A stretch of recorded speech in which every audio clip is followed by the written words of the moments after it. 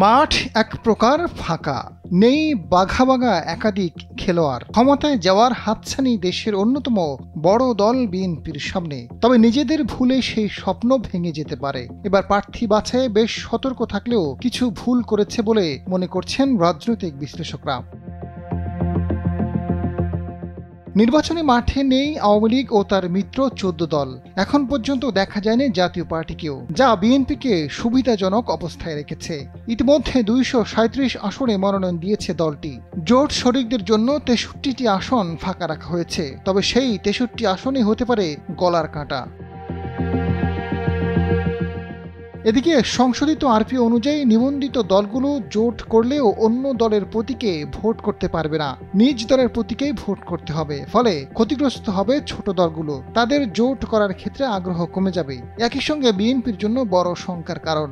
বিশ্লেষকরা বলছেন, নির্বাচনে যোগ্য প্রার্থীর গুরুত্ব যেমন রয়েছে, প্রতীকও একটি ফ্যাক্টর হিসেবে কাজ করবে। ভোটারদের জনপ্রিয় প্রতীক পছন্দ, যদি সেটা না হয় তাহলে দ্বিতীয় পছন্দের প্রতীকেই ভোট দিতে স্বাচ্ছন্দ্য বোধ করবে। সেক্ষেত্রে দ্বিতীয় হিসেবে জামায়াতের প্রতীক এগিয়ে থাকবে।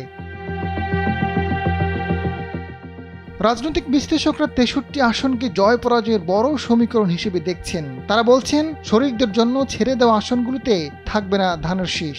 এমনকি এলাকাতে প্রার্থীদের নেই তেমন গ্রহণযোগ্যতা। বিএনপির ভোট ব্যাংকের উপর তাদের ভরসা। তবে অপরিচিত প্রার্থী ও প্রতীক সাধারণ মানুষকে খুব একটা আকৃষ্ট করতে পারবে না। ফলে এই 63 আসন হাতছাড়া হতে পারে বিএনপি ও তার মিত্রদের।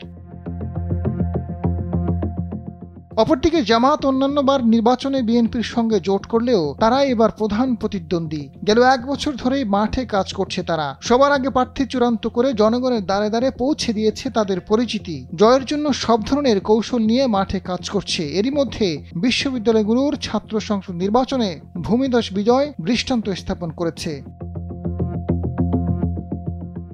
প্রতীক ইস্যুতে 63 আসন সহজে ভাগিয়ে নিতে পারে জামাত। বাকি 100 আসন জয় পেলেই ক্ষমতায় যাওয়ার পথ পরিষ্কার হবে তাদের জন্য।